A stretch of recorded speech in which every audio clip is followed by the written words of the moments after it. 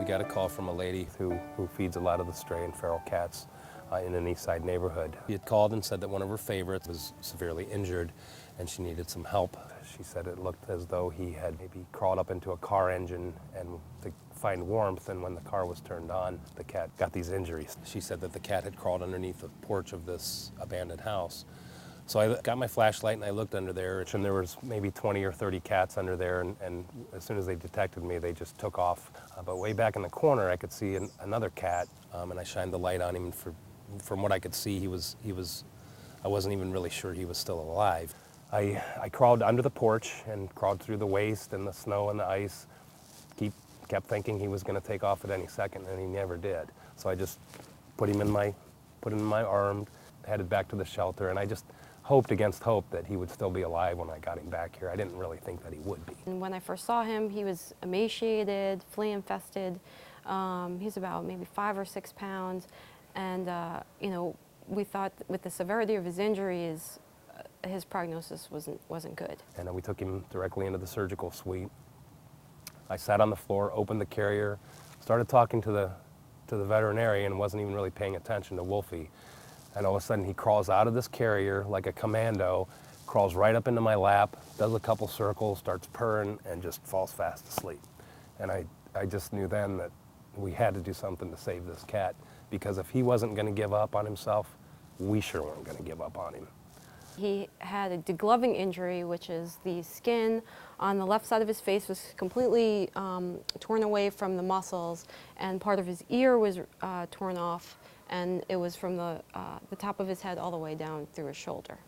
When Wolfie came into the shelter, I was honestly called back to the intake department to assess him and determine whether or not he could survive. And my first thought was, I'm not sure he can. When he interacted with us, he wanted to survive. His injuries were so severe, but he wanted to survive. And to see him make it is why we come to work every day, you know? We took him to surgery, and I cleaned up all of his wounds, and I tried to, reattach part of his ear, and then we soon found out that he had something called hemobartonella, which is a blood parasite that he picked up because he had such a bad flea infestation. I gave him a blood transfusion. I put him on 3 weeks of antibiotics, and with the blood transfusion and that, and he was a new cat. He started eating that night, and he never stopped eating. He didn't look back. The reason why I decided that we really needed to give Wolfie a chance is because he still had such a will to live. Despite those injuries, he still would crawl into your lap and purr and need, and I just thought a cat like that deserves to be given, a second chance.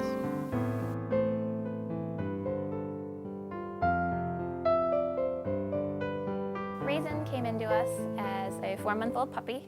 She was brought into us by her owners. Her owner's method of house training her was to keep her out on a balcony. So one night, they put her outside on the balcony, and they got up the following morning, and she was not there. So they looked around for her and found her on the pavement beside the house.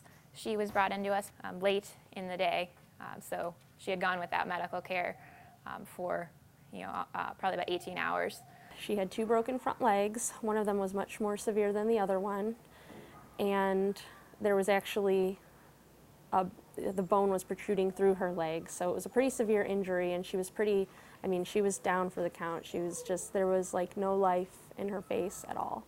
They called me, and I advised them to stabilize both legs with splints, so they put splints on her 2 front legs. When she came in, I was so drawn to her. I just felt so bad. I thought the situation was so horrible.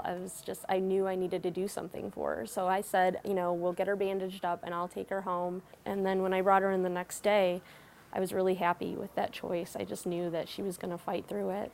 I had to look at Raisin and say, this isn't going to be a 3-week treatment. It's not going to be a 4-week treatment. We're looking at 12 or more weeks of treatment for this dog. And with Raisin, you could tell she was up for that. You could tell she was a fighter. She had that look in her eye and that drive, and having 2 broken front legs, it takes a lot out of you, and she still was a kind soul when she came in. 3 days into her treatment, the decision was made to amputate that leg, because it it was infected. We weren't staying ahead of the infection, and it was bothering her. And she was a trooper. I amputated her leg, and that afternoon she was ready to go home. She was ready to go back to her foster home, and she was happy. You could tell she felt better. I think, you know, when she was really starting to adapt to getting around that way, not having an extra leg in the front, is when her real personality started to come through. Everyone that worked here saw that transformation. Like, I mean, she became kind of like, we all thought of her as like our dog. That was like our project. She meant the world to us. I love her, I miss her, but I'm happy for her too. The Second Chance Fund certainly allowed us to treat Raisin, and without it, we wouldn't have been able to treat her.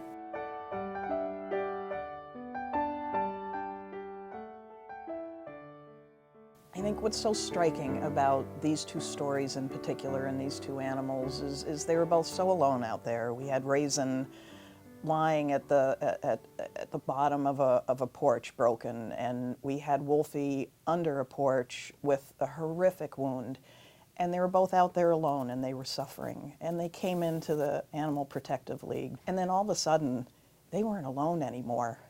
They had this incredible team pulling for them. They told us they weren't done, and we responded, and from our donors that have made this program possible to our volunteers who foster these animals and come in and take care of them every day, to an incredibly committed staff, to our leadership who believes that this is what this organization should be doing and the direction that animal welfare should be going.